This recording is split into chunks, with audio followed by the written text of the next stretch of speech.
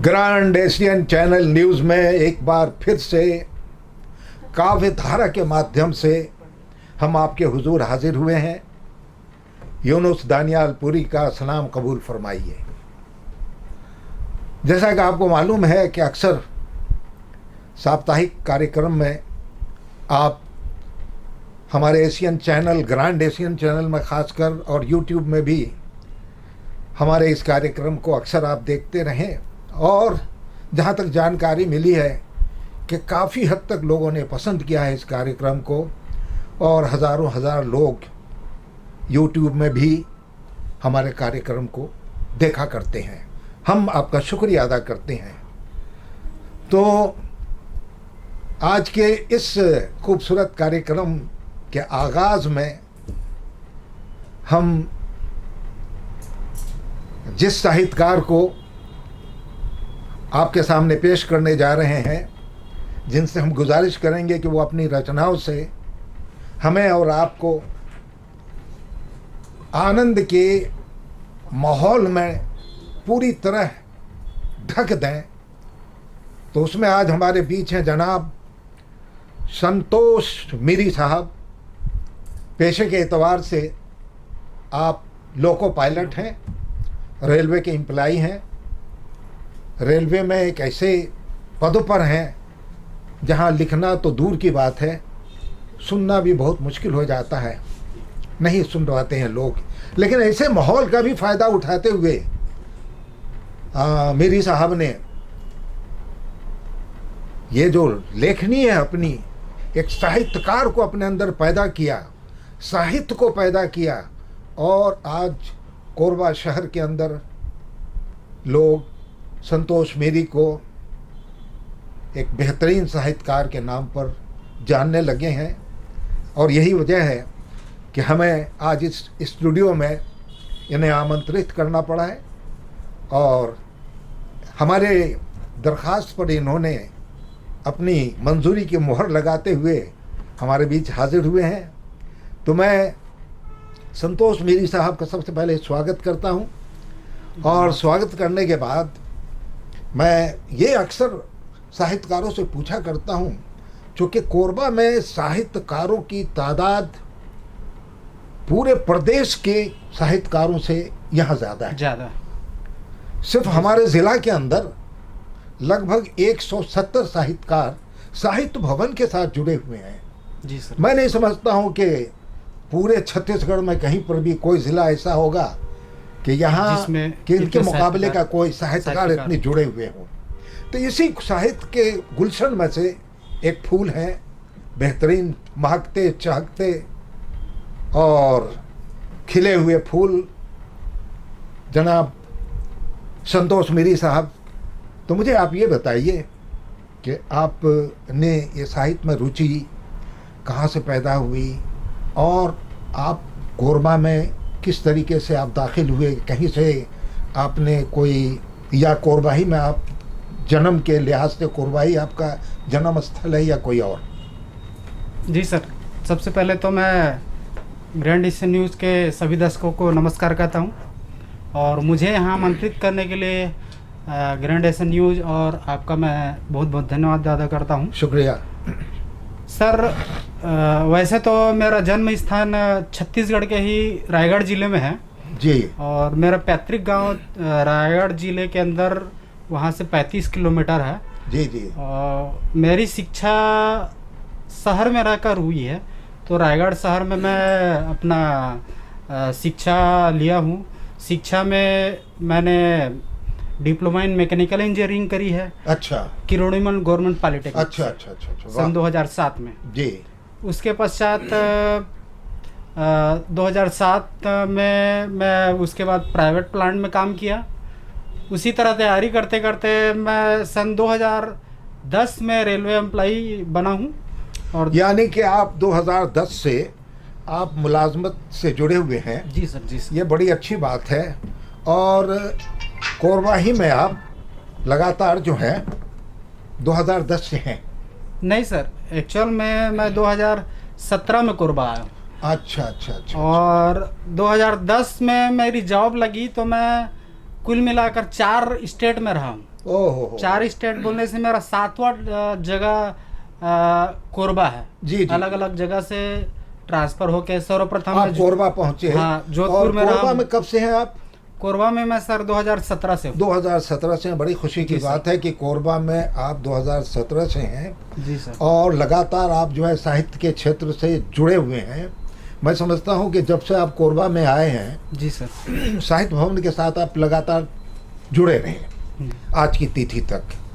और आपने काफ़ी ज़्यादा कहा कि आज से 4 साल पहले भी जो मैंने आपकी रचनाओं को देखा सुना तो मुझे ऐसा लगा कि आजकल जो मैं सुनता हूँ तो काफ़ी निखार और तेज धार आपकी लेखनीय में देखने को मुझे मिलने का इत्तेफाक हुआ है।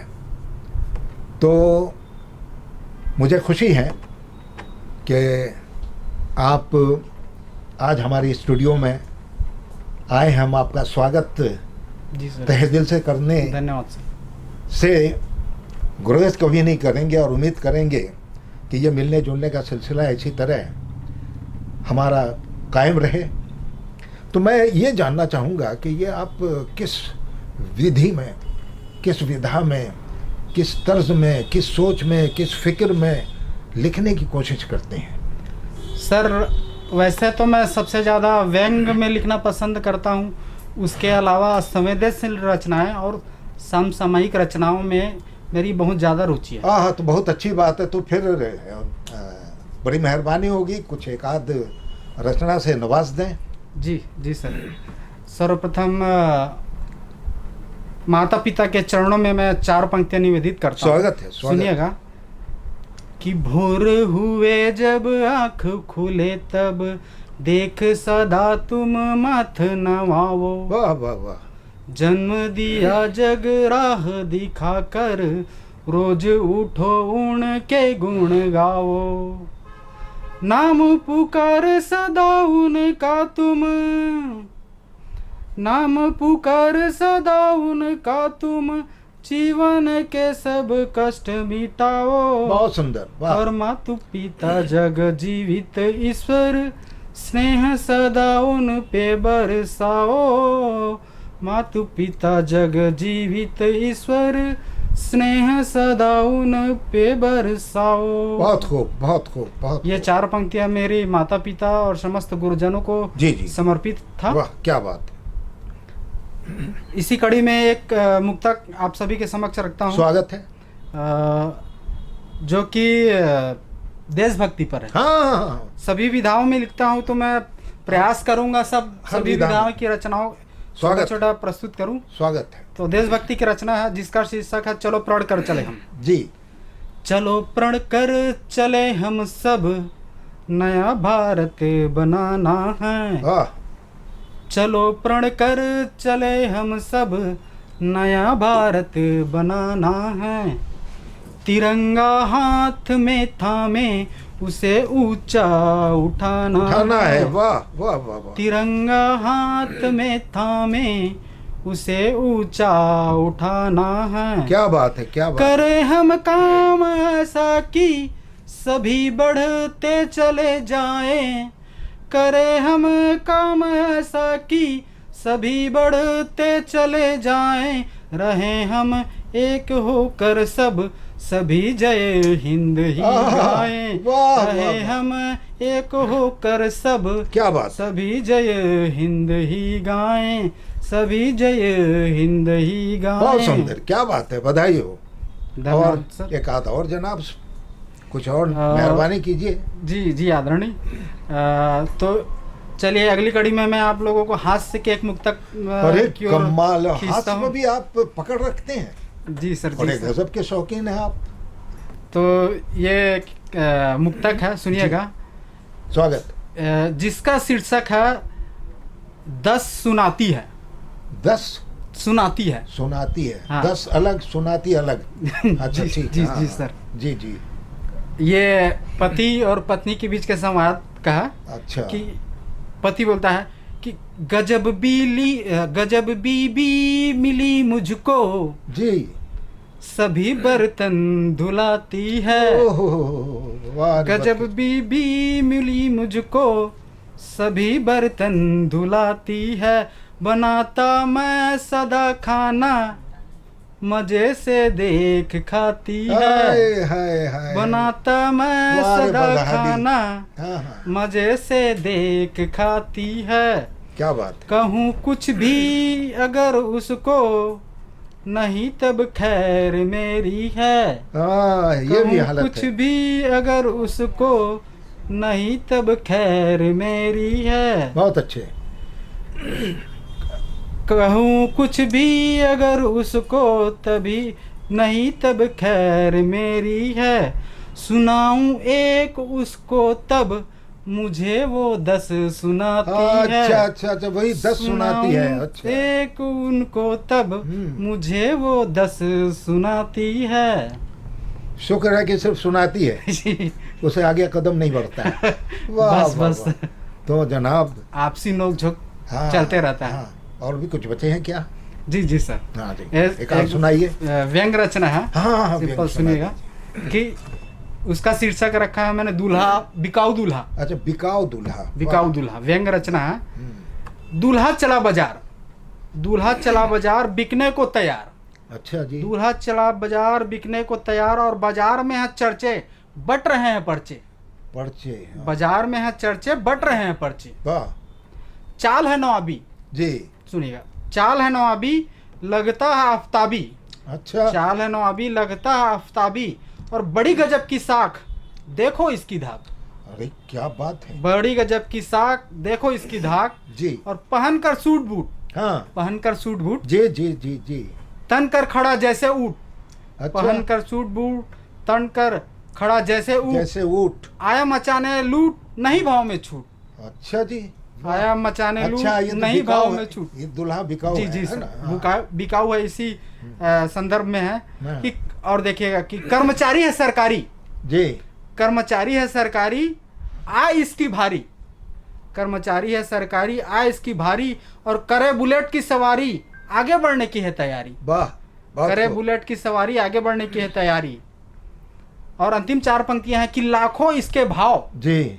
लाखों इसके भाव, रहता ऐसी छाव। वाह। लाखों इसके भाव, रहता ऐसी छाव, और उचित दाम तुम लगाना, और कमाओ दूल्हा ले जाना। उचित दाम तुम लगाना, और कमाओ दूल्हा ले जाना। क्या बात है, क्या बात। बहुत खूबसूरत रचनाएं आपने पेश किया जनाब, और अच्छा लगा। हमें यकीन है कि हमारे सारे श्रोता जो लाखों की तादाद में सुन रहे होंगे, वो ज़रूर फिर हमें खबर करेंगे कि दोबारा भी ऐसे साहित्यकारों को आप बराबर जो है अपने स्टूडियो में ला करके अपने कार्यक्रम को सफल बनाते रहें। तो आपका सबसे पहले हम शुक्रिया अदा करते हैं। हम शुक्रगुजार हैं कि आप यहाँ तशरीफ़ आवरी आपकी हुई, जी सर। और हम फिर भविष्य में भी कोशिश करेंगे कि ऐसा खूबसूरत मौका मिले कि आपसे रूबरू होकर हम कुछ रचना आपसे सुनने का एक बेहतरीन खूबसूरत मौका हासिल करने में कामयाब हों।